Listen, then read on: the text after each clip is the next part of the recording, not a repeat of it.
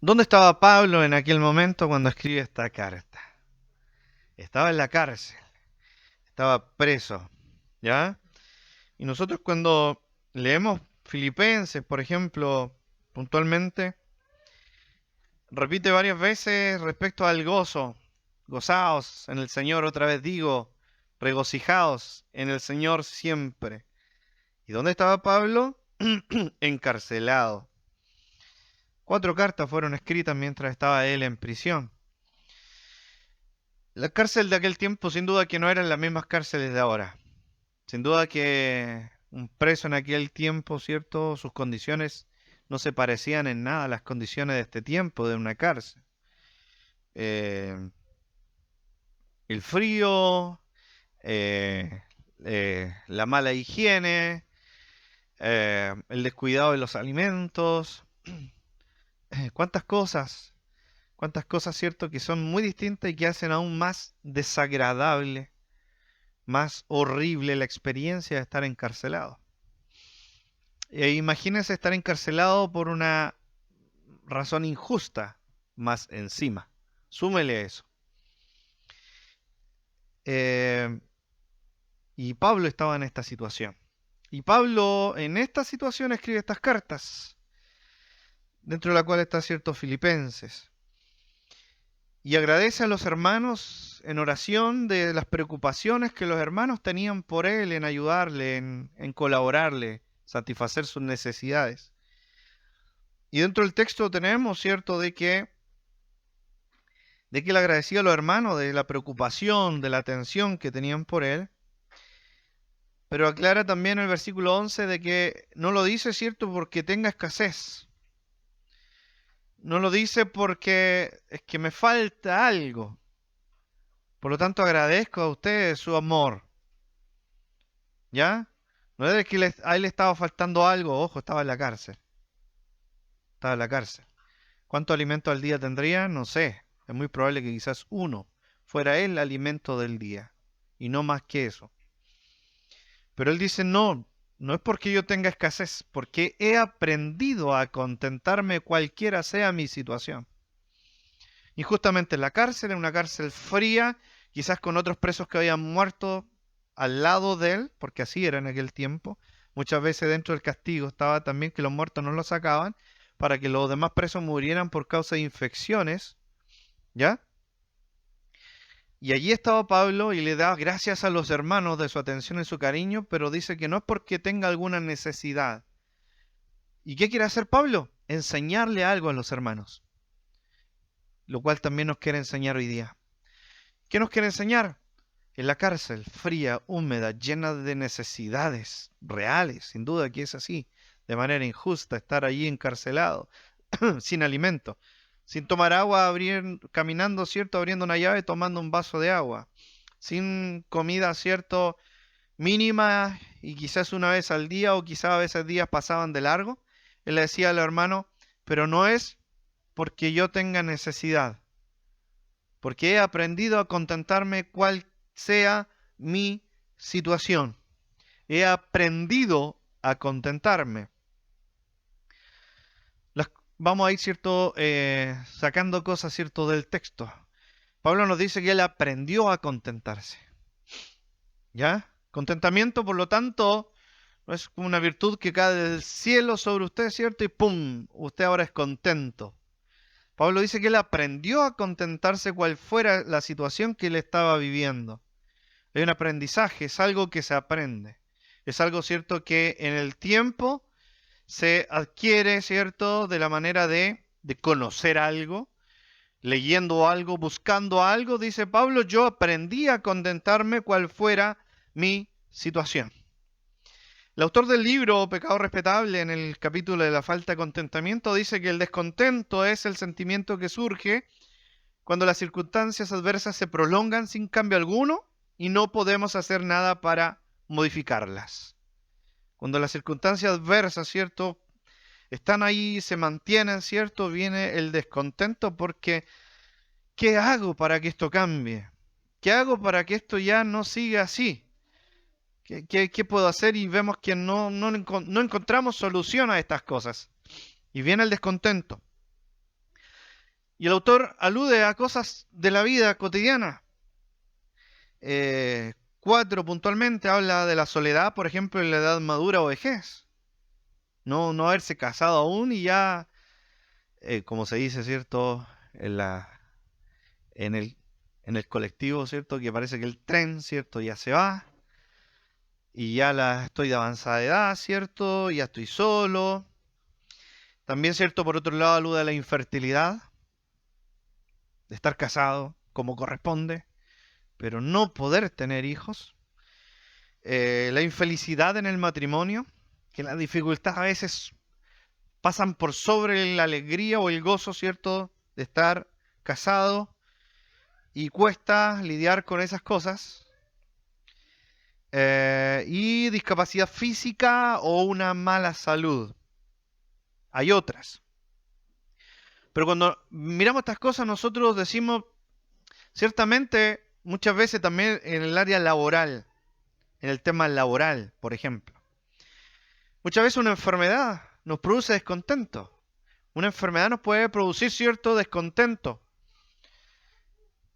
Nuestro trabajo, por ejemplo, también. Levantar en la mañana, oh, que tengo que ir nuevamente, ¿cierto? A trabajar y que no quiero y que no me gusta y esto y todo otro.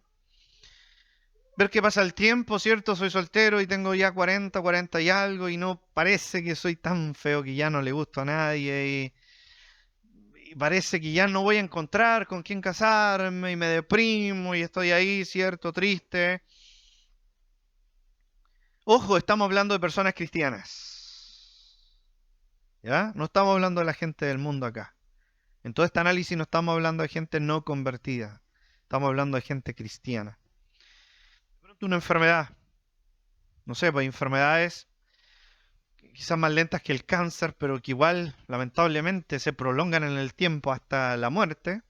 Una diabetes, por ejemplo, que trae consigo tantas limitaciones, tantos cambios en la vida de una persona, en su alimentación, que la descompensación por alguna cosa. Pero ¿cuándo se va a acabar esta enfermedad? ¿Cuándo? ¿Cuándo se termina todo esto? ¿Cuándo?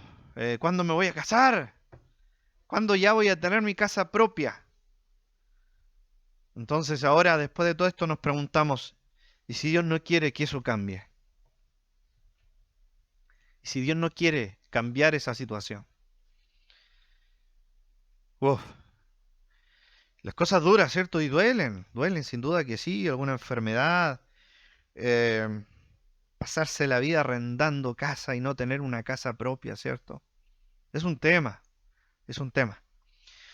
Pero Pablo le quiere enseñar a los hermanos y nos quiere a nosotros también mostrar de que esto es algo que se aprende y en base a qué. ¿Qué debemos entender o qué debemos conocer?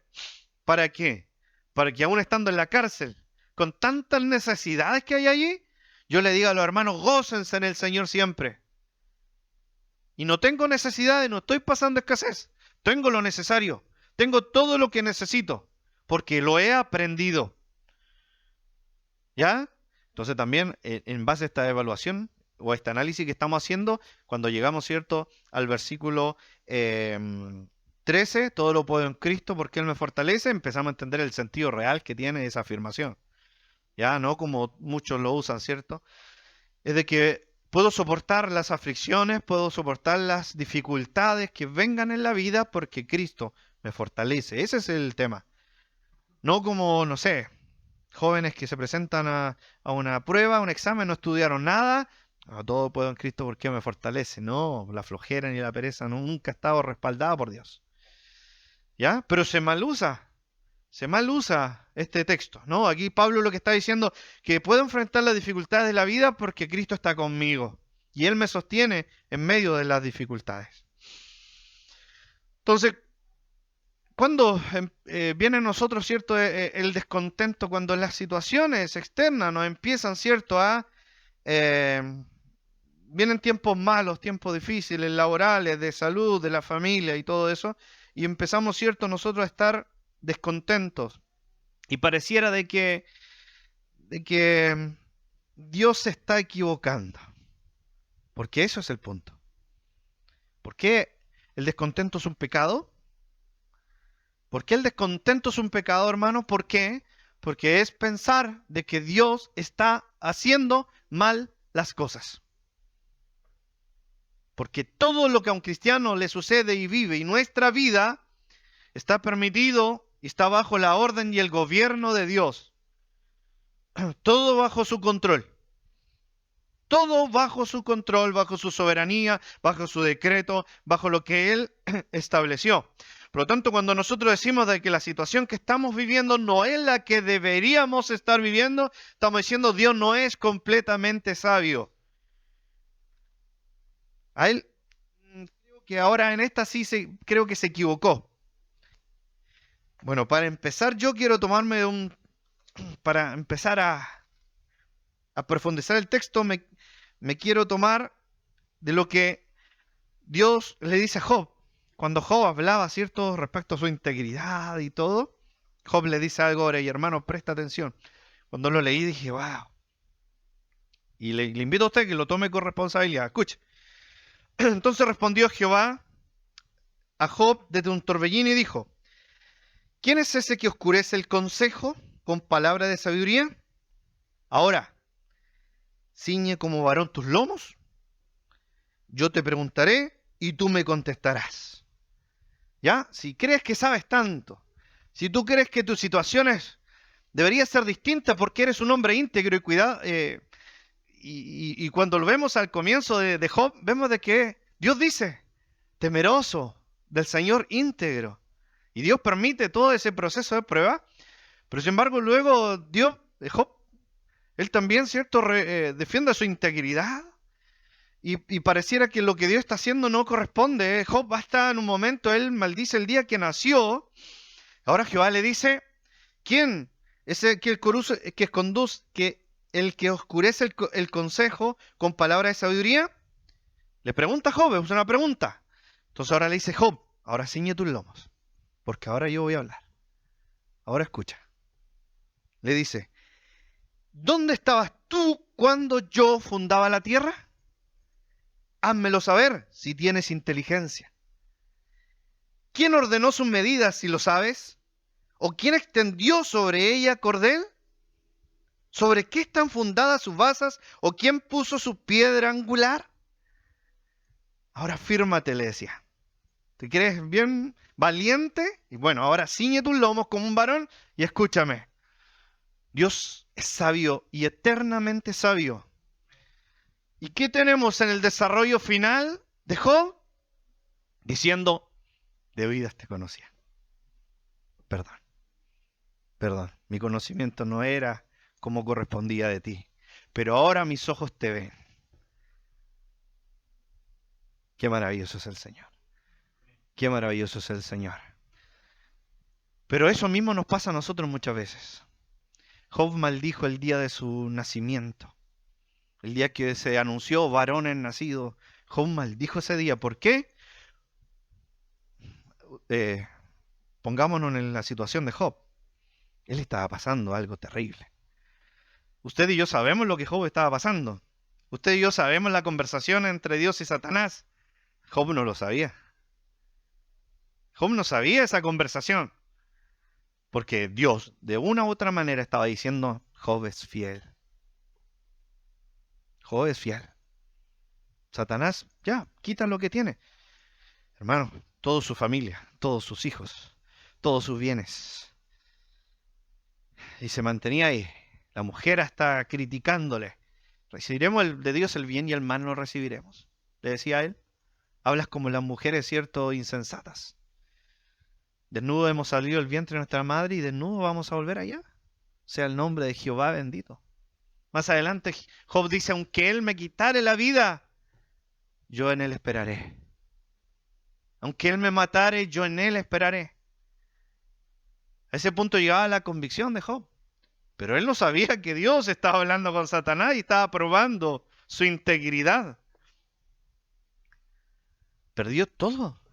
Las circunstancias eran terribles, al punto que su cuerpo se llenó de lepra y estaba allí en ceniza sentado, tratando de alguna manera calmar lo que es una lepra en el cuerpo de una persona.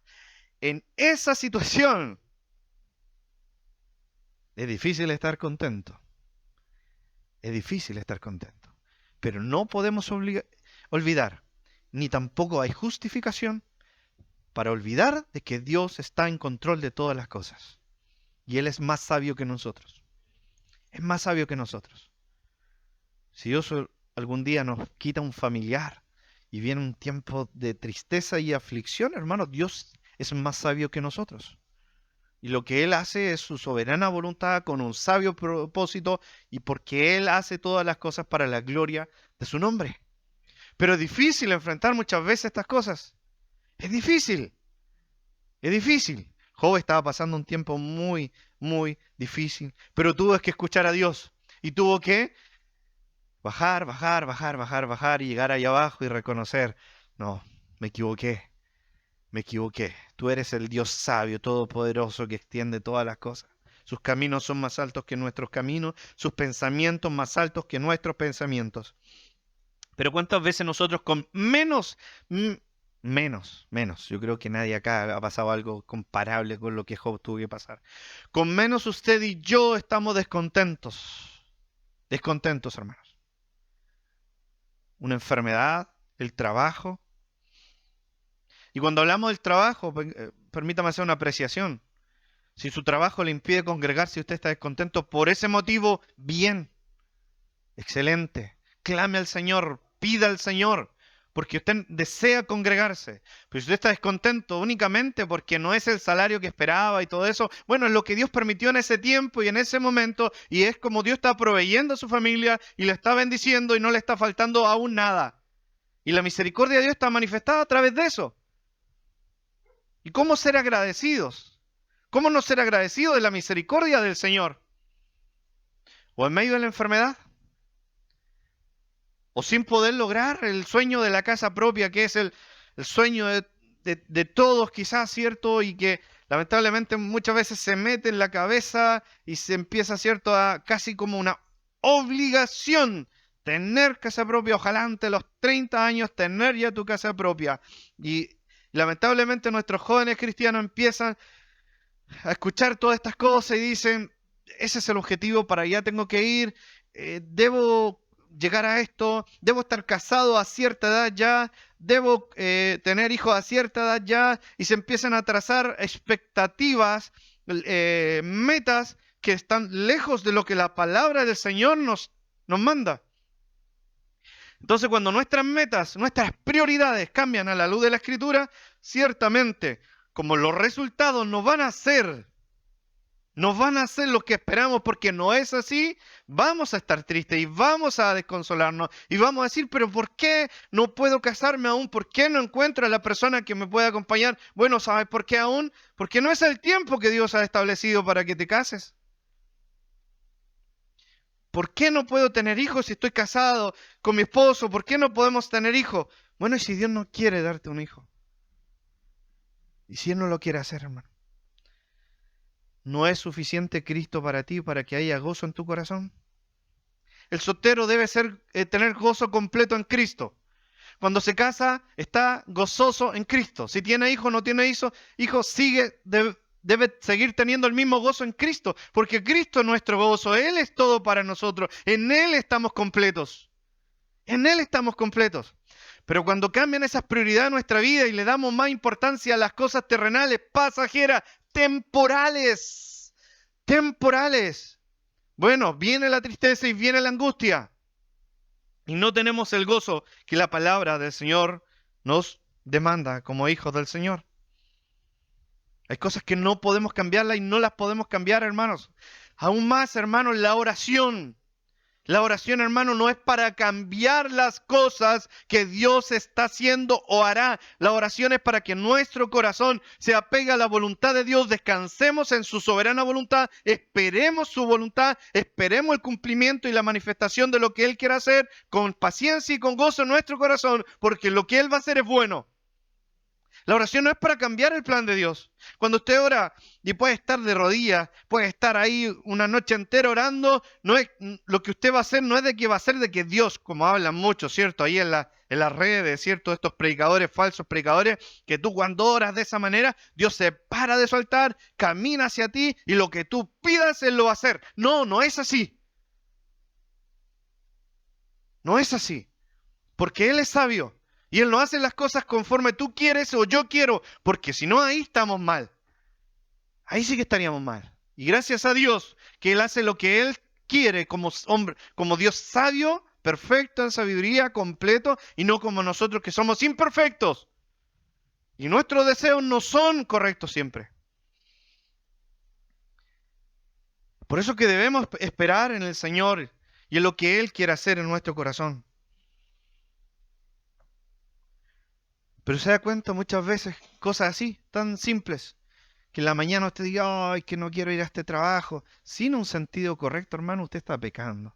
Usted está diciendo que esa fuente laboral que Dios le permitió por ese tiempo, no sé, ¿por qué? ¿Trabajando en su corazón?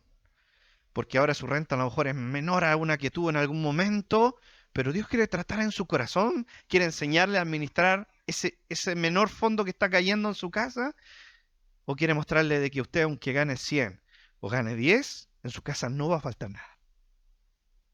Porque es Él, no nosotros. Es Él, no nosotros, hermanos. No es la cantidad de sueldo que usted gana, hermano. Ni lo mucho ni lo poco, es Él proveyendo a sus hijos en su casa. La viuda, ¿qué tenía? Un poquito de aceite. Y estaba esperando allí que ya se acabara todo y ya no hay más. El aceite no faltó ni se acabó. Hasta que las vasijas se terminaron. Entonces Dios nos muestra en esos tiempos de necesidad, de fragilidad, que no nos olvidemos que Él es el Dios. Nosotros somos sus criaturas. Por nada estéis afanosos. Antes bien sean conocidas vuestras peticiones delante del Señor, porque Él sabe de qué cosas usted y yo tenemos necesidad. Dios odiaba a Pablo, que lo quería tener en una cárcel comiendo casi nada, con frío, quizás con enfermedad, con llagas en su cuerpo aún de las veces que fue cierto azotado. ¿Dios lo odiaba? No. Y Pablo también sabía que Dios no lo odiaba. Él esperaba en Dios, descansaba en Dios. Él confiaba, porque había aprendido esto. ¿Y qué había aprendido? ¿Cuál era el conocimiento que Pablo tenía? Que lo ayudaba en esos momentos de estar allí encerrado injustamente y pasando muchas necesidades, que él no lo decía, pero ciertamente que no tenía las cosas vitales que cualquier persona pueda necesitar. ¿Qué sabía Pablo? ¿Qué sabía? Que había algo más importante que la comida o que la bebida, que había algo más importante, y era, por ejemplo, la palabra de Dios, como Jesús dijo. Más importante que comer un pan y que tomar agua, ¿cierto? Era, por ejemplo, la palabra de Dios para su vida. Las cosas que son vitales en la vida de todo cristiano. Y eso trae consuelo y gozo y paz al corazón en los tiempos de dificultades. La medida del amor de Dios para nosotros no se mide por la cantidad de abundancia o el tiempo bueno que tengamos. El amor de Dios para su pueblo no se mide en que usted tenga una salud impecable, intacta y muera porque se quedó dormido en el sueño. El amor del Señor no se mide porque usted tenga un excelente trabajo, su casa propia, un buen vehículo para transportarse a la iglesia. El amor de Dios se mide en que Él entregó a su hijo, su único hijo, para morir en la cruz, para que ahora todo este tiempo que es pasajero, es temporal, es limitado, que no es nada comparado con la eternidad, ustedes descansen en el Señor, que ya entregó a su Hijo, que ya murió en la cruz, que ya perdonó sus pecados. Por lo tanto, esto es pasajero. Lo que esperamos es eso, la gloria eterna, una eternidad junto a nuestro Dios, donde allí no hay enfermedad, allí no hay tristeza, no hay sufrimiento, no hay necesidades, no hay aflicciones, no hay nada. Mientras estemos acá, esperamos con esperanza ese día glorioso, que Cristo venga por nuestras vidas. Pero las cosas externas nos afectan, hermano. Y no me paro delante de acá de ustedes, ¿cierto? Para decirle que no es así, porque es así. Va a venir el tiempo difícil, la dificultad, usted va a perder su fuente laboral, hermano, va a estar quizá un tiempo sin trabajo, hermano. Espero que no sea así, son tiempos tristes y difíciles. Pero espero de todo corazón que usted no se olvide de que Dios lo va a proveer. Dios lo va a sustentar. Cuando decía, ¿cierto? Mira los pájaros, no siembran ni ciegan nada, pero Dios les da alimento. ¿Qué más a ustedes? Miren las plantas, las flores del campo, cómo las vistió Dios.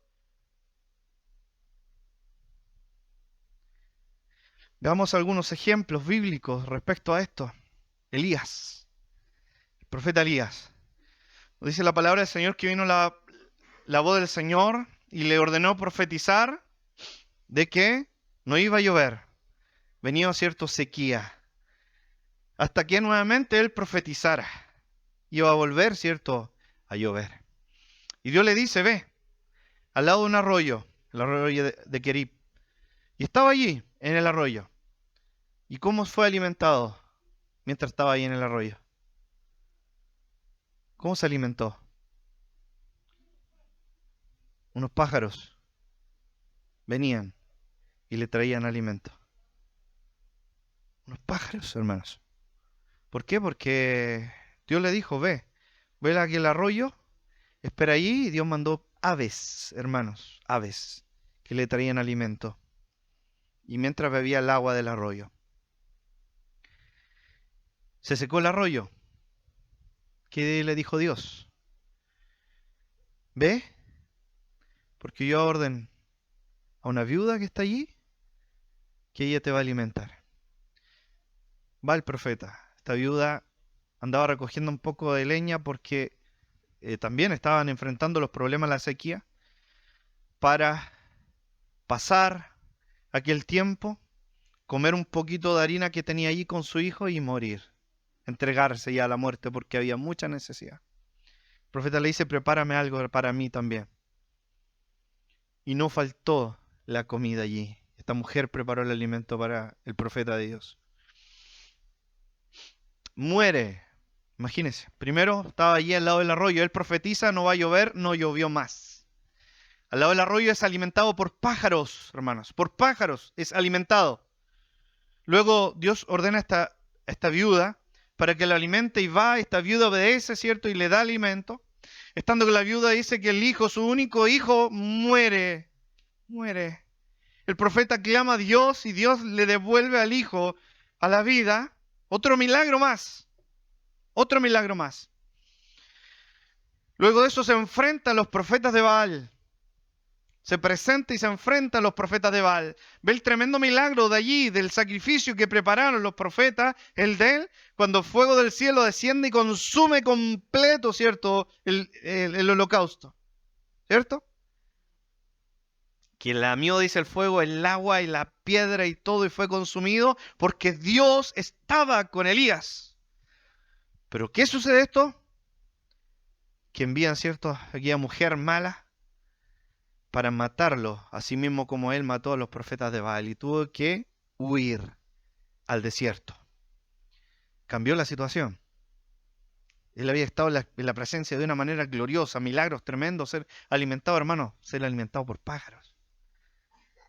Bueno, milagros tremendos él experimenta, pero llega un momento ahora que cambia la situación externa, cambian los sucesos. Es perseguido para matarlo. Va, se esconde en una cueva allí en el desierto, y un ángel lo alimenta, come, bebe, porque todavía camino terrestre.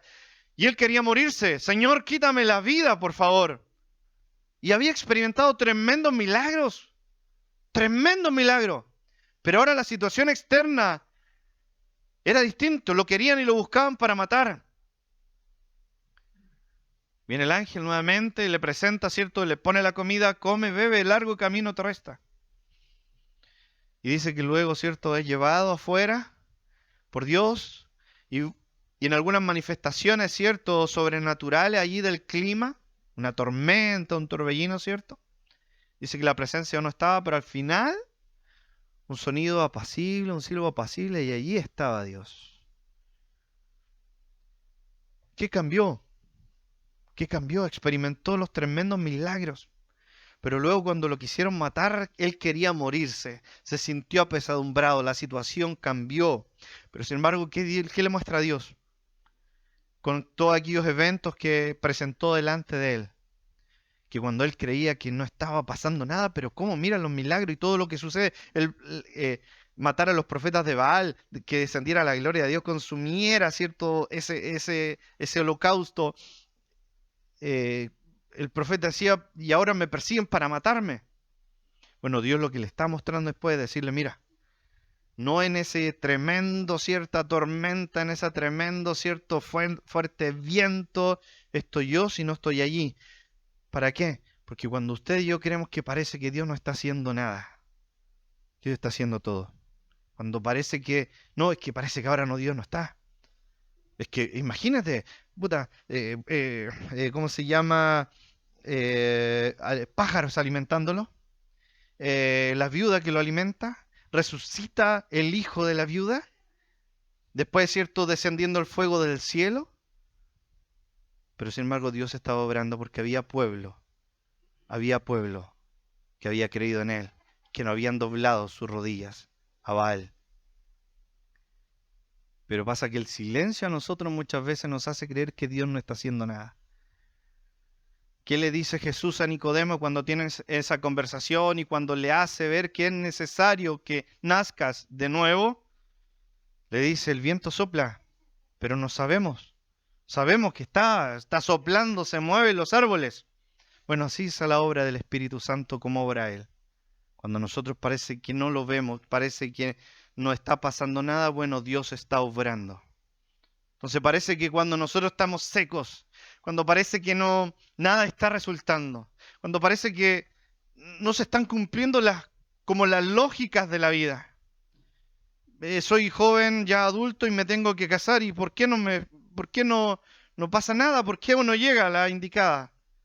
Y ahora me casé, ¿por qué no podemos tener hijos? Bueno, los propósitos de Dios son más grandes que lo que nosotros podemos imaginar. Pero no es porque Dios se haya equivocado y porque Él esté mal, sino porque Dios es sabio. Todo lo que hace Él es bueno. El profeta Asaf, en Salmo 73, él miraba a los hombres y decía, ¿por qué a ellos les va bien? ¿Por qué no les pasa nada? Es todo tan fructífero, les funciona tal, todos estos impíos. Por poco y se deslizaron mis pasos. Por poco y me desvío de la realidad y la verdad, hasta que, entrando en el santuario, comprendí el fin de ellos. ¿Y qué dice después él? ¿A quién tengo yo en los cielos sino a ti? Y fuera de ti, nada deseo en la tierra. Muchas veces miramos nuestro entorno y vemos gente impía que le va tan bien. Hermano, no desees nunca lo que ellos tienen, porque ellos no tienen lo que tú tienes. Lo que tú tienes, y que lo tienen no porque te lo mereciste o lo ganaste, porque Dios tuvo misericordia de ti. Por poco se deslizaron sus pasos él, mirando el bien que le va a los demás, siendo impíos, siendo malos. Habacuc, la misma situación. Habacuc, cierto, allí habla con Dios en el mismo problema. ¿Por qué les va bien? ¿Por qué no les pasa nada? ¿Por qué no los castiga? ¿Por qué no hablan lo que a ellos les parece y no les sucede nada? Pero Jehová responde, cierto, a Habacuc y le muestra. ¿Y cómo termina Habacuc? ¿Cómo termina? Aunque las vides no florezcan, aunque falte el producto del olivo, aunque lo labrado no dé mantenimiento, aunque las ovejas sean quitadas de la majada, aunque no haya nada, con todo yo me alegraré en el Dios de mi salvación. Aunque no haya nada, Habacuc entendió. Aunque no haya nada, aunque no tenga nada, aunque lo terrenal, lo que del diario vivir, de lo que necesitamos, aunque no exista nada de eso, nosotros tenemos algo más grande. Y es que tenemos un Dios, nuestro gran y buen Dios, y que nos salvó por su Hijo Jesucristo. ¿Cuántas veces, hermano, nuestro corazón ha estado en esta situación y hemos pecado? Hemos pecado. Hemos pecado, hermanos, porque creemos que nuestro pensamiento, porque creemos que la situación debería ser distinta a lo que Dios dispuso para ese momento. Y con eso estamos diciendo de que Dios no es tan sabio como nosotros. Que Dios nos ayude, hermanos amados, en esto. Que Dios nos ayude para poder descansar en todo lo que Dios hace. Porque todo lo que Él hace es bueno, agradable y perfecto. La voluntad de Dios es buena, agradable y perfecta. Y cuando hablamos de esta voluntad, es por ejemplo de que usted, por ejemplo, no sé, se casó y nunca puede tener un hijo. También está dentro de esa buena voluntad agradable y perfecta. Pero debemos descansar que todo lo que Dios hace es bueno, es sabio, es perfecto. Y es lo mejor que a usted y a mí nos pueda suceder. No hay nada mejor que nos pueda pasar de que la voluntad de Dios es la que se cumple en nuestras vidas. Que la voluntad de Dios es la que se cumple en nuestras vidas. Jeremías predicó y predicó en tiempo de división del pueblo, en tiempo cuando el pueblo rebelde, en tiempo cuando el pueblo nadie lo escuchaba, nadie atendía el consejo, siendo que él hablaba, Dios le hablaba y él entregaba el mensaje al pueblo. Entonces Jeremías parece que no resultaba, parece que el mensaje no provoca nada, no es de que provoque nada, es que no es como nosotros pensamos que las cosas van a resultar, no es como nosotros creemos que las cosas van a funcionar, no es como nosotros nos imaginamos que debe ser el camino. Permítame poner el siguiente ejemplo, hermanos. El 2018, por la misericordia del Señor, empezamos con mi esposa a visitar Coronel y nos apoyaron para poder, ¿cierto?, ser guiados por una iglesia. Y el día de hoy usted conoce la iglesia en San Carlos, como Dios ha tenido de nosotros misericordia. Pero ¿es así como a todos les ha de acontecer? ¿No es así? ¿Pero Dios está obrando mal? No. Simplemente no es. El propósito de Dios con todos no es igual. No es igual. A algunos les puede costar más.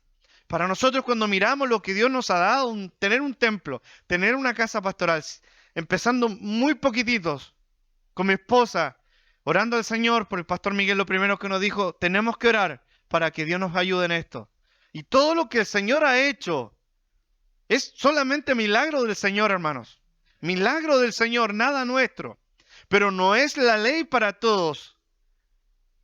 No es lo que ustedes como iglesia, por ejemplo, deben esperar. No, porque, a ver, 2018, 24, en 4 años, 5 años ya tenemos que tener un templo, 200 metros cuadrados, una casa. No, hermanos, no es así. Lo que la iglesia espera, nuestra vida, esperamos cada día el día de que Cristo venga por nosotros. Todo lo que el desenlace de nuestra vida es conforme Él quiera y como sea hecha su voluntad. No porque yo vaya a un zoológico, me tira dentro de una cueva de leones, Dios me va a rescatar de esa cueva de leones. Porque para Daniel fue eso. Para él, esa obra, ese milagro. Yo quizás caiga dentro y sea devorado inmediatamente por los leones.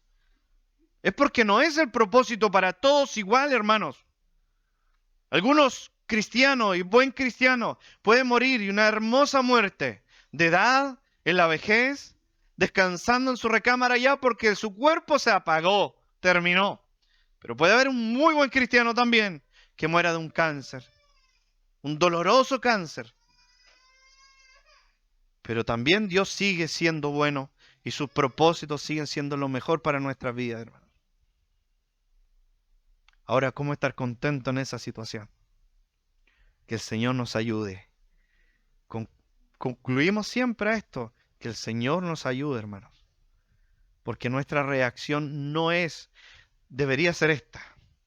Esperando, confiados en el Señor, porque mi Dios es bueno, porque Él tiene todo bajo control, porque yo estudié ya todo esto del decreto, del pacto de Dios, yo ya lo estudié.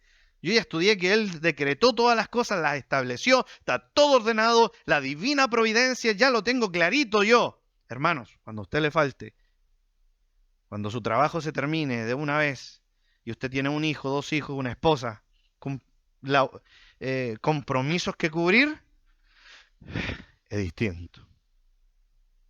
Pero no justifica esperar en el Señor. Esperar en el Señor. Porque en Él estamos seguros. Porque en Él nuestra vida está segura. Porque confiados podemos estar, que Él nos sostiene. Job en medio de todo lo que perdió, en medio de su cuerpo ya lleno de lepra, él dice, yo sé que mi Redentor vive y al fin se levantará sobre el polvo. Y después de deshecha esta mi piel, en mi carne he de ver a Dios. Las circunstancias de esta vida son solamente los propósitos y los medios que Dios ha establecido para que usted busque más de Dios. ¿Cuál, hermanos, y sea usted sincero, cuál es el tiempo donde usted más busca al Señor en oración, leyendo la palabra, buscando al Señor? ¿Cuándo? Cuando ha estado en las dificultades más profundas de su corazón. ¿O es cuando el tiempo está muy bueno? Bueno, entonces, como decía Spurgeon, benditas las olas de la tormenta que nos arrojan contra la roca que es Cristo Jesús. Si la aflicción, hermano, nos lleva más a Cristo, saque usted las conclusiones ahora. Que el Señor nos pueda ayudar, amados hermanos. Las aflicciones nos llevan a Cristo. Un día escuchaba a un predicador, decía, es que es muy triste hasta pensarlo, hermanos, que el momento de mayores dificultades es cuando usted se quiere leer la Biblia de pe a pa, ojalá en un par de días completa, orar 1, 2, 3 horas allí. Y cuando el tiempo es bueno, cuando la mar está pacífica, cuando hay verdes pastos, ¿por qué no ese mismo fervor, ese mismo gozo, ese mismo deseo de adorar a nuestro Señor? Es porque no hemos entendido el fin, el propósito más glorioso de toda esta obra, que es que Cristo murió por nuestros pecados, y eso sí que era grave. Nuestra muerte espiritual, nuestra muerte en el pecado, era peor que un cáncer terminal, hermanos. Era peor que la enfermedad más terrible que puede haber en esta tierra. Era más terrible de que no tener una casa. Era más terrible de que no hubiera pan todos los días para comer. Estar muertos en delitos y pecados es lo más terrible que a nosotros nos puede haber pasado, hermanos. Condenados a la muerte y a la condenación eterna. Pero Dios proveyó para eso a un Salvador, a Jesucristo, a ese Cordero, puro y sin manchas. Si eso no trae paz y consuelo a nuestro corazón en los tiempos de aflicción, hermano, que no sabemos cuándo van a terminar, que no sabemos cuántos días va a ser esa prueba, no sabemos cuántos días va a durar ese tiempo difícil, no lo sabemos, pero sí sabemos, hermanos, con plena convicción, que el día de nuestra muerte hemos de ver cara a cara a aquel que un día nos perdonó en la cruz. Eso lo sabemos, con convicción, porque la palabra lo dice. El desarrollo de las dificultades terrenales no las sabemos, hermano. No las controlamos muchas veces. Pero Dios tiene todo bajo control. Pablo le decía, no lo digo porque tenga necesidad, porque he aprendido a contentarme cualquiera sea mi situación, sé vivir humildemente y sé tener abundancia. En todo y por todo estoy enseñado, así para estar saciado como para tener hambre, así para tener abundancia como para padecer necesidad. Cuando Pablo y Silas, ¿cierto? ¿Sí? Pablo y Silas son encarcelados. Antes de eso fueron azotados, hermanos. ¿Qué hacían en la cárcel? ¿Contar sus penurias y sus tristezas? Decirle, hoy que me duele tanto aquí donde me pegaron. Es que, mire cómo estamos, mire, contemplen todos mis dolores. Cantaban y oraban al Señor. Cuando salieron, fueron donde los hermanos, estuvieron con ellos. ¿Qué hicieron los hermanos recién? Curaron sus heridas, a misericordia del Señor. Pero ellos no estaban preocupados de eso en medio de la cárcel, ellos cantaban y oraban al Señor. Porque el orar, el buscar al Señor trae consuelo en medio de las aflicciones, de la dificultad. Lee la Escritura, hermano, cuando usted lee la palabra, trae consuelo en medio de la necesidad. Es por eso que lo que sostuvo el corazón de Jesús cuando estuvo en ese ayuno en el desierto, ¿qué fue? La palabra de Dios. La palabra de Dios. Que eso nos ayude, amados hermanos, para descansar en el Señor y esperar en Él. Como dijo Job, desnudo salimos del vientre de nuestra madre, desnudo, un día llegaremos a una tumba, allí a la tierra, para que nuestro corazón, nuestro cuerpo se vuelva nuevamente y transforme al polvo, pero nuestra alma y nuestra vida está segura en Cristo. Cuando nuestras prioridades están claras respecto a toda esta obra salvadora de Dios, bueno, los temas de esta tierra son secundarios. Nos van a doler, hermano. No podemos decir que no es así, pero son secundarios siempre, porque esperamos en el Señor. Por eso que para el mundo es una encrucijada entender el contentamiento de la gente cristiana. Porque el contentamiento de la gente cristiana, en vez de desear más, es tener menos.